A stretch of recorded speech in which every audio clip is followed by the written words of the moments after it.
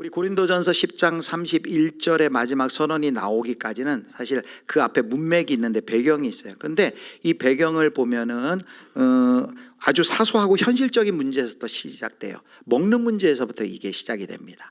당시 고린도 교회가 이 먹는 문제로 교회가 시끄러웠어요. 그 고기 때문에 시장에서 산 고기를 먹는 것에 대해서 문제 있었어요. 갈등이 있었습니다. 그 당시 고린도 시장에서 사는 고기들은 대개 우상의 신전에 한번 제사 지냈던 것이거든요. 그러니까 이 고기를 먹는 것이 교회에서 한쪽에서는 이 고기를 먹는 것, 우상 숭배한 제물을 먹는 것은 아니 될 일입니다 하면서 반대했고, 한인 쪽에서는 이거 뭐 음식인데 뭘 그걸 뭐 안 먹습니까? 맛있게 먹으면 되죠. 이런 이제 문제가 있었습니다. 제가 어렸을 때도요, 저희 이제 자라던 그 고향교회에서는 그 제사 음식을 먹지 못하게 그렇게 가르쳤어요. 그래서 제가 얼마나 철저하게 배웠는지, 한 번은 6학년 때, 초등학교 6학년 때 저희 친구 집에 갔는데 예전에는 볼 수 없었던 막 떡, 전 이런 게 있어서 맛있게 먹었어요. 그런데 우리 친구가 이렇게 얘기하는 거야. 이거 제사 음식이야 하고 얘기하는 거예요. 제가 놀래가지고 먹던 걸 다 뱉었어요. 그랬더니 친구가 놀래가지고 그랬던 기억이 아직도 있었습니다. 그때는 제사 음식 먹으면 막 죽는 줄 알았어요. 막 그때는 막 주일에 돈 쓰면 또 안 됐잖아요. 돈 쓰면 안 되고, 주일에 TV도 봐도 안 되고, 유행가 들어도 안 되고, 그때는 공부도 안 했어요. 그래서 저도 아직도 중학교 때 밤 12시 땡 되면 연필 놓고 그리고 월요일 새벽에 일찍 일어나서 공부했어요. 그래서 저는 그게 습관이 돼서 요즘도 우리 아이들 주일에는 공부 안 시킵니다. 율법적으로 안 시키는 게 아니라 일주일 내내 공부하는데 주일에는 하루 주안해서 안식하라고. 아이들이 주일을 되게 좋아해요. 공부 안 해도 되니까. 어쨌든 그 당시 고린도 교회에 이 고기, 우상에 바친 고기를 먹는 문제를 가지고 문제가 생겼어요. 사도 바울이 이 문제를 해결해 줘야 될 거 아니에요. 해결해야 되는데 사도 바울의 접근 방법은 이렇습니다. 고기를 먹을 권리가 있느냐 없느냐, 이런 먹어도 되나 안 되냐, 권리의 문제가 아니라 그것이 하나님의 영광을 위하느냐 위하지 않느냐라는 목적으로 접근을 합니다. 그래서 나온 바로 선언이 그 유명한 고린도전서 10장 31절의 선언이에요. 우리 다시 한번 오늘 본문 같이 읽어보도록 하겠습니다. 같이 읽습니다. 그런즉 너희가 다 하나님의 영광을 위하여 하라. 자, 여기 하나님의 영광을 위하여라는 이 원어의 뜻은 하나님의 영광을 목표로 하여라는 그런 뜻입니다. 즉, 이 고린도전서 10장 31절의 선언은 하나님의 영광을 위하는 것이 우리 인생의 목적이 되어야 된다. 하나님의 영광이 모든 행동과 삶의 목표가 되어야 된다. 하나님의 영광이 모든 삶의 판단의 기준이 되어야 된다라는 이런 의미입니다. 이걸 잘 보여주는 것이 성경에 이제 곳곳에 나온 이런 진리를 잘 요약한 것이 바로 웨스트민스터 소요리 문답이라는 교리 문답이에요.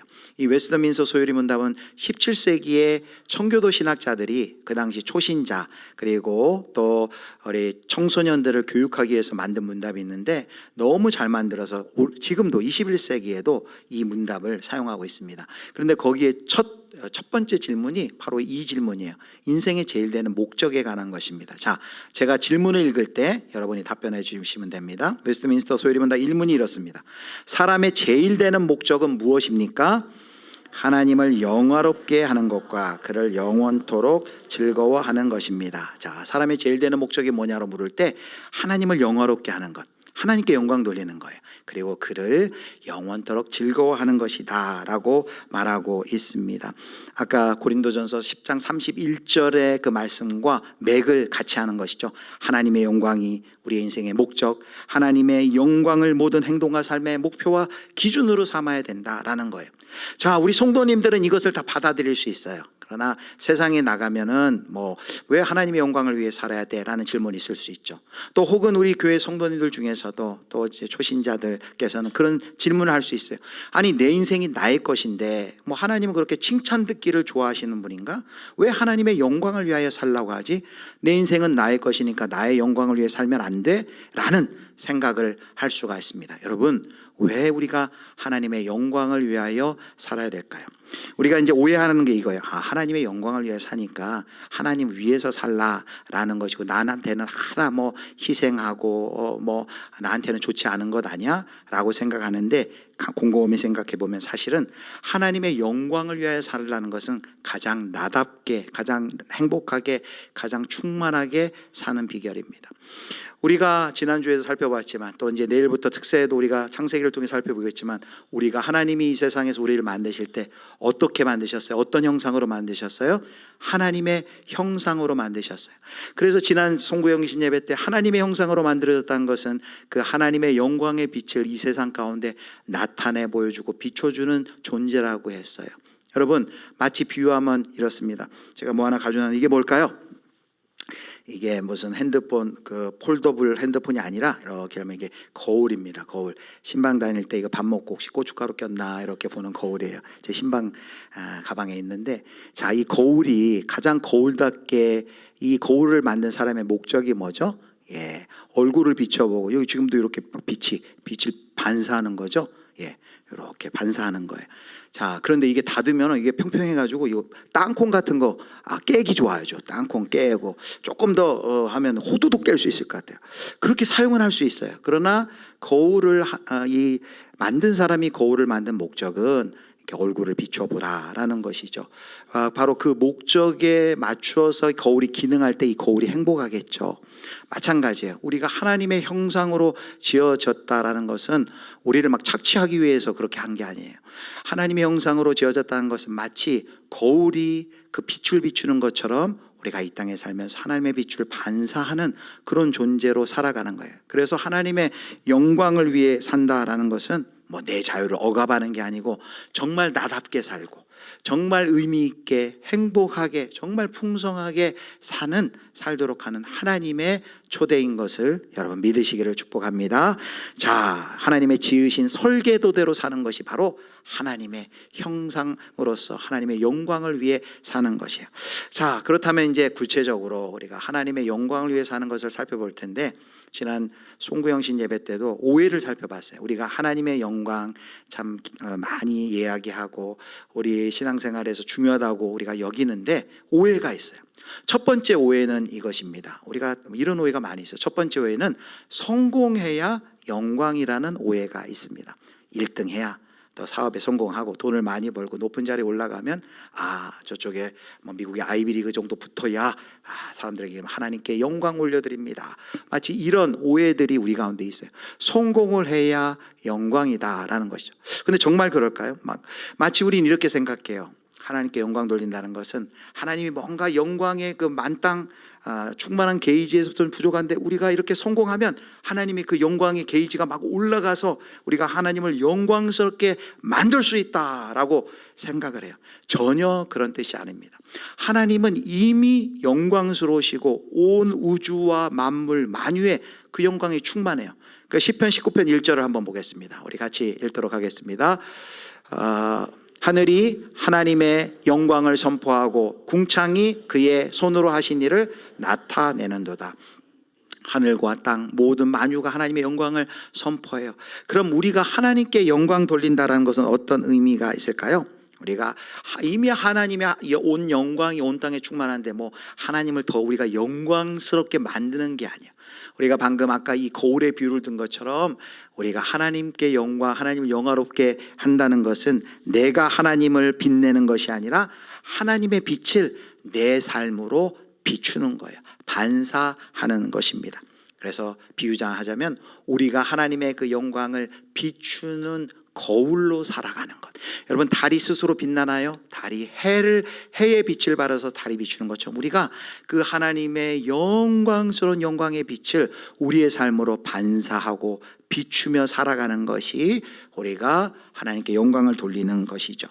그래서 우리가 이렇게 우리가 같이 공동체가 모여서 우리가 하나님을 예배하고 찬양하는 것, 하나님의 충만하신 영광의 빛을 다시금 우리를 통해 반사하는 것입니다. 또 세상 속에 나가서 우리가 이 거짓이 가득한 세상 속에서 정직하게 그리스도인으로 살아가는 것, 세상은 편법과 반칙이 가득하지만 그 가운데 희생하지만 그리스도인답게 법을 지켜가면서 우리가 살아가는 것, 고난 중에도 평안을 잃지 않고 인내하면서 버티며 견디며 소망을 잃지 않은 그런 모습을 세상에 보여줄 때 세상이 우리를 보고 깨닫는 것이죠. 이야, 저 사람들 보니 하나님이라는 분의 그 무거우심, 그 영광이 중요하고 무거운 분이구나라는 것을 깨닫는 것이죠. 그래서 이 영광은 성취가 문제가 아니에요.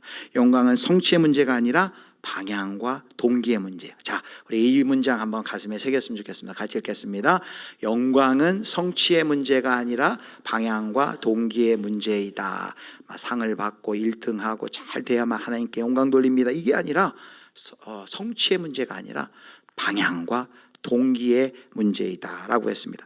자, 첫 번째는 성공해야 영광 돌린다라는 그런 오해 우리가 풀어야 됩니다. 두 번째 오해가 있어요. 그건 뭐냐면 종교 생활만 영광이다라는 거예요. 그러니까 교회에 와서 우리가 이 공간에서 예배하고 기도하고 그리고 찬양하고 요건 영광이지만 직장에 가가지고 직장에서 업무 보고 일하고 고객 만나고 그리고 기안서 만들고 그리고 요리하고 운동하고 이런 일상은 그건 세속적인 일이지 뭐 그것이 하나님의 영광과 상관이 있겠나라는 그런 오해가 우리들 가운데 많이 있습니다.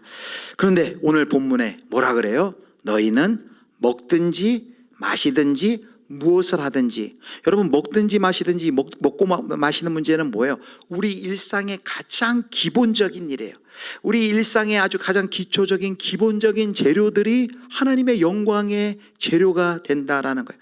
우리 일상이 하나님의 영광의 무대가 된다라는 것을 이렇게 우리 가운데 보여주고 있는 것입니다.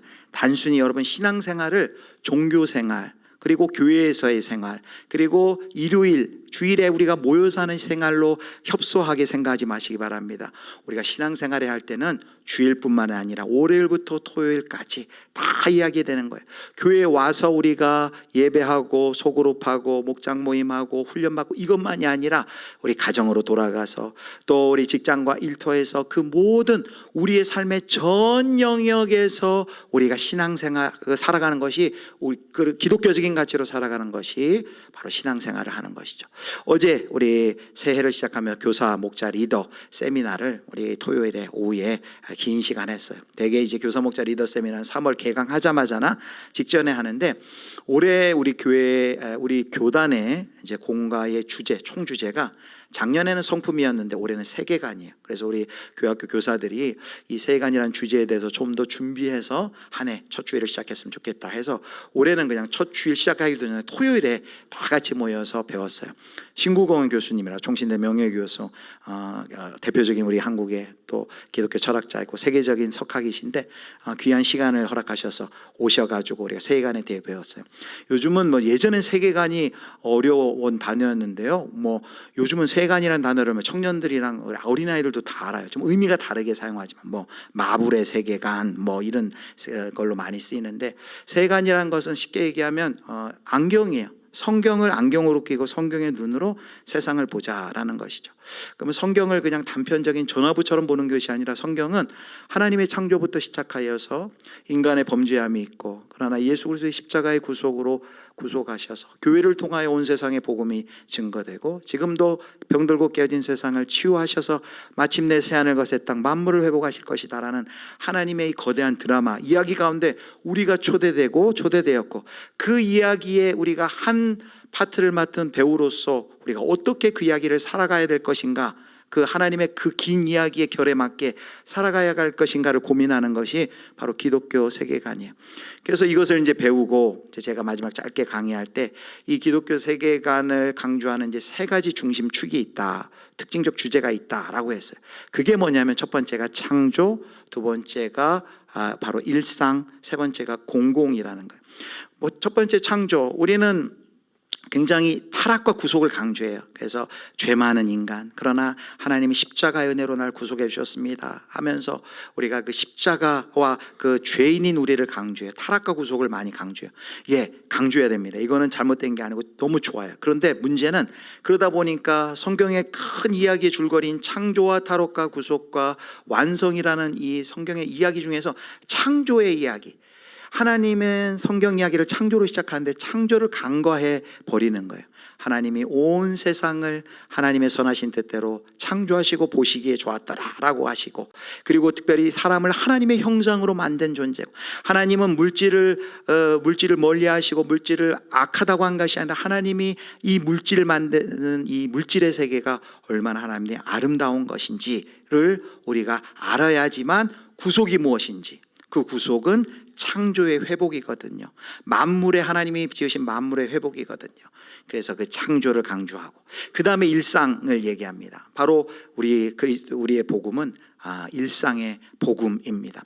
우리의 복음은 그냥 교회 안에서만, 종교적인 영역에서만 영향을 미치는 복음이 아니라 우리의 가정과 일터와, 그리고 요리를 하는 주방과, 그리고 고객을 만나는 상담실, 모든 연구실, 실험실, 공장, 작업실 모든 자리에까지 하나님의 영광이 그곳에 임하고, 그것이 바로 거룩한 일이 될 수 있다라는 것이 바로 이 기독교 신앙의 온전한 복음, 총체적 복음이 이야기하는 거죠. 마지막이 공공은 예수를 믿는 것은 우리가 개인적으로 예수님을 주로 고백하고 하나님과의 관계를 갖게 되지만, 예수를 믿는 것은, 신앙은 개인적이지만 사적이진 않다. 그냥 예수 믿는 문제가 이 안에서만이 아니라 이 예수 그리스도의 그 십자가의 복음과 하나님 나라의 그 가치, 성경이 말하는 진리가 우리의 공적인 영역에서도 우리의 신념이 되어서 우리가 그 가치를 통해 세상을 번영하고 공공성, 공동선을 이루는데 우리가 기여할 수 있는 것이 바로 이 공공의 복음이라는 것이죠. 그래서 어제 이 일상에 대한 얘기를 했어요. 일상은 그냥 단순히 그냥 우리가 어쩔 수 없이 밥 먹고 그냥 어쩔 수 없이 돈 버는 그런 직장이 아니라, 일상은 하나님의 영광이 임하는 거룩한 임재의 처소이다라는 것이죠. 오늘 그 이야기를 바로 이 오늘 고린도전서 10장 31절이 하는 것입니다. 어떻게 우리가 그럼 일상도 하나님의 영광을 위한 놀라운 재료고 하나님의 영광의 무대가 된다면, 그 일상, 당장 오늘 예배만 마치면 여러분 다시 일상으로 돌아가잖아요. 그 일상에서 오늘 주일 예배 드리는 건 하나님께 영광 돌린다 생각했는데, 이제 돌아가서는 어떻게, 그럼 이제 돌아가서 집에서는 이제 내일부터 출근하는 일터에서는 이제 하나님의 영광 가는 거리가 먼 삶을 살아야 될까요? 아니라는 거예요. 하나님께 어떻게 영광 돌릴 수 있을까? 오늘 본문을 통해 아주 두 가지 중요한 원리를 여러분과 나누도록 하겠습니다. 자, 첫 번째 원리예요. 첫 번째 원리는 하나님과의 수직적 관계에서의 적용되는 원리라고 할 수 있는데, 자, 한번 같이 읽겠습니다. 하나님을 향하여 감사로 창조주의 주권을 인정하라. 자, 첫 번째는 감사예요. 그런데 이 감사가 어떤 의미냐면 창조주의 주권을 인정하는 의미예요. 자, 사소한 것에 우리가 감사할 때 이제 평범한 일상이 하나님의 성소가 된 걸 이야기할 겁니다. 자, 고린도전서 10장 31절 바로 앞에 논쟁이 있어요. 30절 보겠습니다. 우리 30절, 우리 호산나 찬양대가 30절 읽겠습니다. 만일 내가 감사하는 것에 대하여 비방을 받으리요. 자, 이게 이런 뜻이에요. 내가 내 믿음으로 하나님께 감사하고 먹는데 누가 나를 비난해? 라고 이야기하는 거예요. 아니, 내가 내 자유함이 있고 하나님께 감사하고 먹으면 되지, 누가 나를 비난하는 거야? 라는 이러한 목소리가 있었다라는 것입니다. 바른 태도일까요? 아닐까요? 바른 태도가 아니죠. 참된 감사를 모르고 지금 하는 것입니다. 진짜 감사를 몰라요. 그래서 우리가 여기서 이제 이들이 이제 잘못된 태도지만, 여기서 우리가 역으로 진짜 감사의 태도가 뭔지를 생각해 봐야 돼요. 자, 오늘 26절 본문에 이렇게 나와 있습니다. 자, 26절 제가 읽겠습니다. 이는 땅과 거기 충만한 것이 주의 것임이라 라고 선포합니다.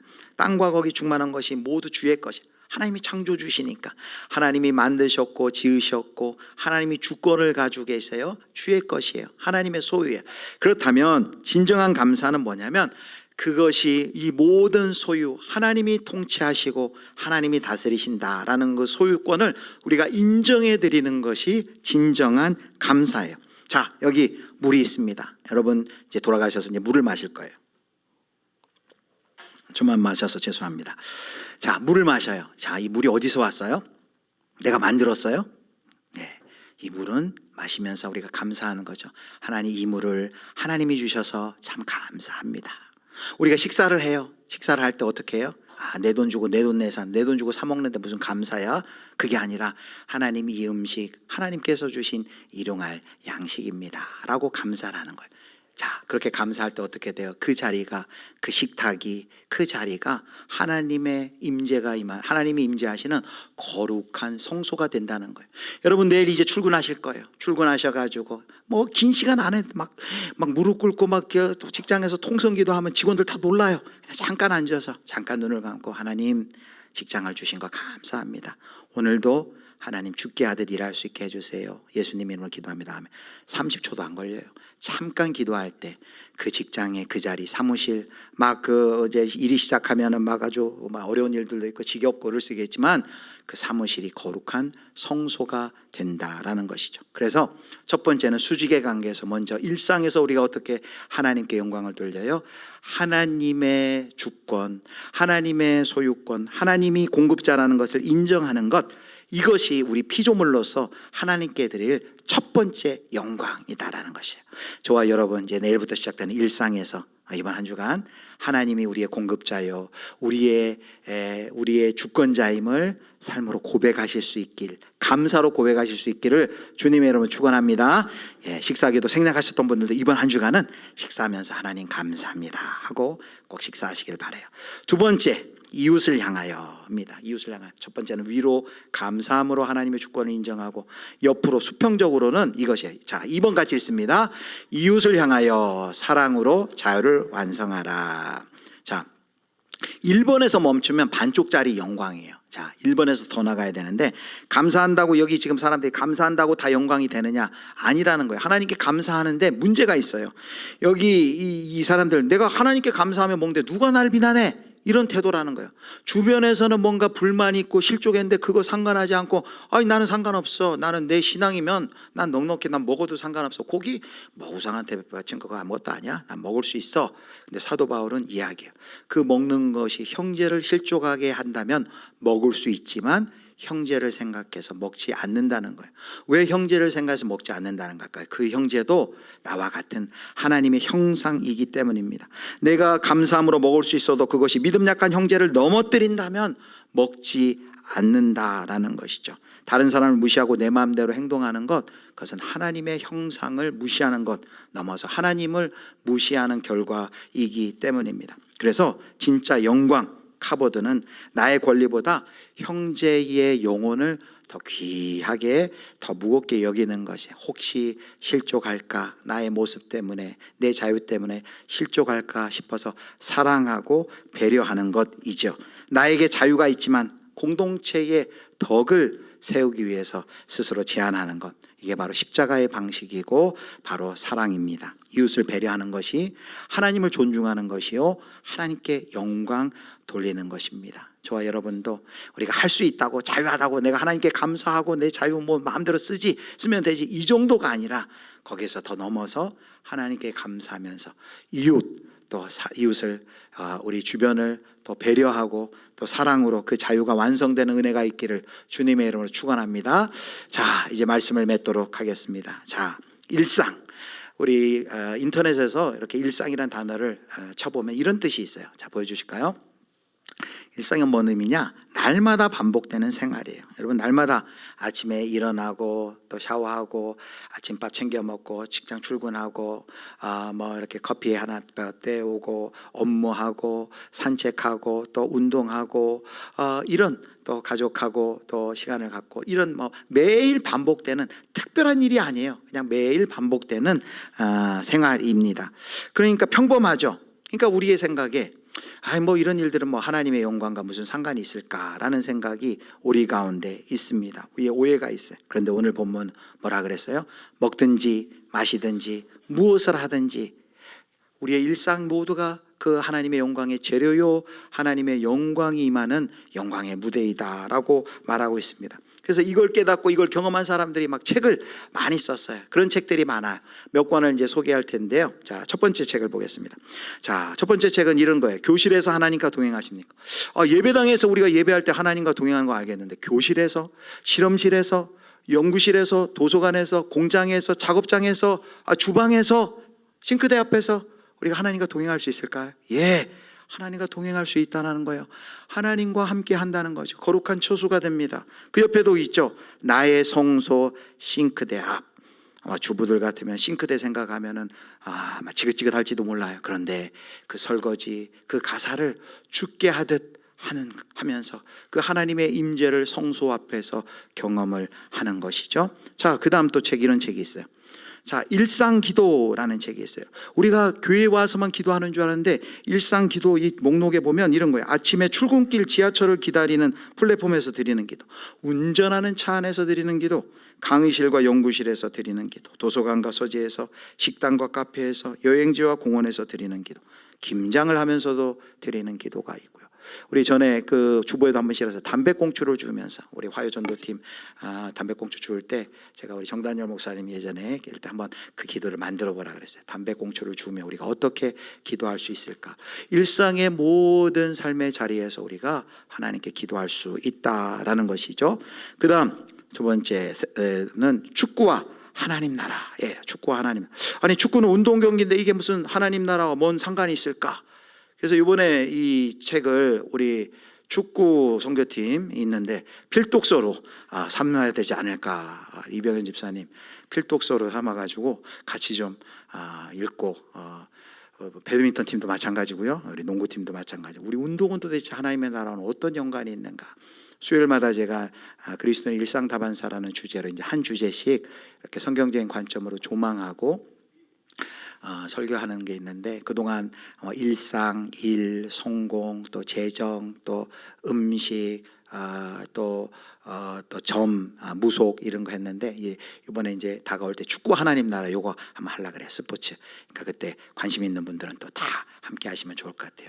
우리의 모든 이런 운동의 자리까지도 하나님의 그라운드에도 하나님의 영광이 임할까? 막 그라운드에서 막 우승해가지고 하나님께 영광 돌립니다. 그거 우리가 아까 성취가 꼭 하나님의 영광이 아니라 그랬잖아요.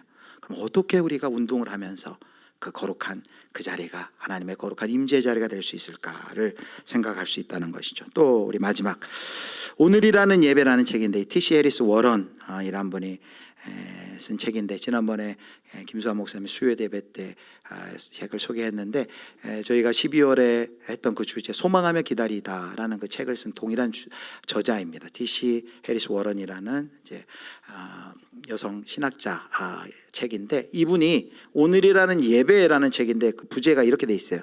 사소한 하루는 어떻게 거룩한 예전이 되는가 해서 11가지 주제가 뭐 이게 무슨 거룩한 예전 예배 뭐 이건 우리가 생각할 때는 그냥 사소해 보이는 늘 있는 우리도 경험하는 평범한 건데 거기에 본 하나님의 임재를 얘기해? 라고 생각할 수 있어요.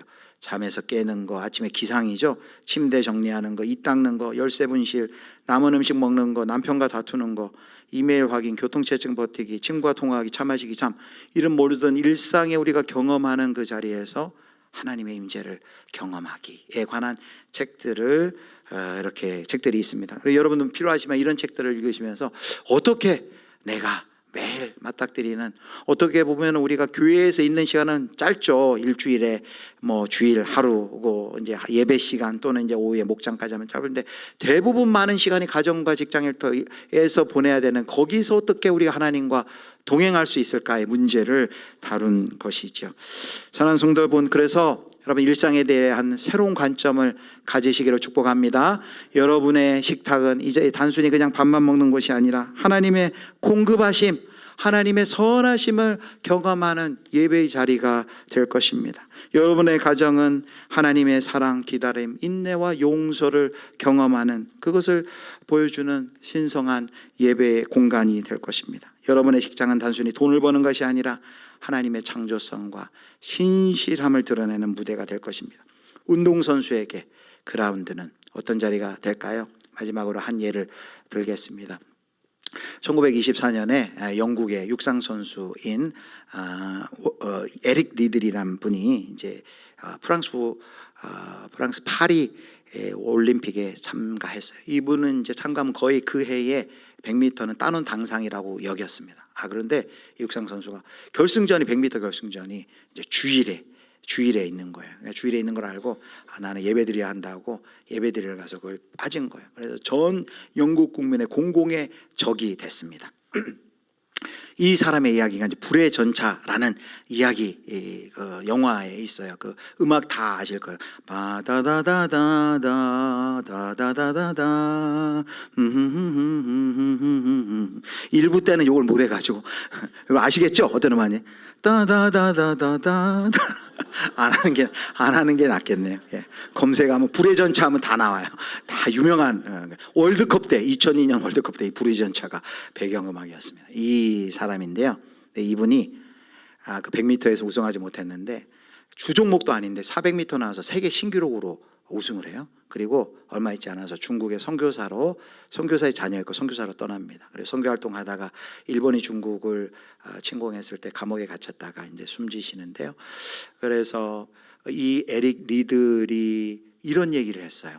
자, 그가 뭐 400m에서 세계 신기록 내서 우승했다고 하나님께 영광이 아니라 그는 뛰는 것 자체에서 이렇게 얘기합니다. 같이 읽겠습니다. 나는 바람처럼 달릴 때 하나님이 기뻐하시는 것을 느낀다. 이분 달릴 때 모습 보세요. 이분 요 사진만 그런 게 아니라 검색해 보면요, 달릴 때 늘 고개를 약간 하늘을 향해 듭니다. 하나님을 향해, 그게 하나님을 바라보면서 달리는 거예요. 늘 하나님과 함께하고 특별히 자신에게 주신 은사, 달리기를 할 때는 내가 잘 열심히 달릴 때 하나님이 기뻐하시는 것을 느낀다.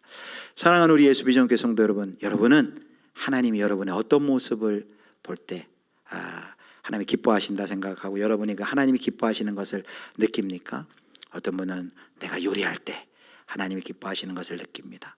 어떤 분은 내가 프로그램 짤 때 하나님이 기뻐하시는 것을 느낍니다. 나는 연구할 때, 나는 커피를 마실 때, 커피를 마시는 그 순간도 하나님의 임재를 경험할 수 있죠. 하나님이 함께 하시는 것을 느낍니다. 나는 아이들을 돌볼 때 하나님이 함께 하시는 것을 느낍니다. 또 은행원은 나는 돈 셀 때 하나님이 함께 하시는 것을, 하나님의 기쁨을 느낍니다. 뭐 그렇게 할 수 있겠죠. 여러분, 오늘 특별히 이번 한 주간 제가 생활 과제를 드릴게요. 우리 일상의 한 장소를 생각해 보세요. 그리고 그 장소에서 먹든지 마시든지 무엇을 하든지 하나님의 영광하여 살라는 그 말씀을 기억하면서 거기서 두 가지 오늘 실천의 원리를 한번 실천해 보세요. 하나는 감사함으로 하나님께 하나님의 주권을 인정하고, 또 하나는 우리 사랑과 배려로 주변과 동료와 가족들을 배려함으로 나의 자유를 감사함으로 완성을 시켜 보시기를 바랍니다. 먹든지 마시든지 우리 삶에 영광스럽지 않은 그런 영역이 없습니다. 죽게 하듯 우리가 그곳에서 하나님께 감사하고 이웃을 섬기며 우리가 그것을 감당할 때 하나님의 영광이 그 일상 가운데 임한다고 우리에게 말씀하셨습니다. 이제 아침에 잠을 깨서 물 한잔 하는 그 순간부터 밤에 잠자리에 들 때 이르기까지 바로 여러분들이 이와 같이 일상의 모든 영역에서 우리 하나님께 감사하고 또 이웃을 섬기는 사랑과 배려의 태도로 살아가시면서 하나님의 영광의 찬송이 되시는 올 한 해가 되실 수 있기를 주님의 이름으로 축원합니다.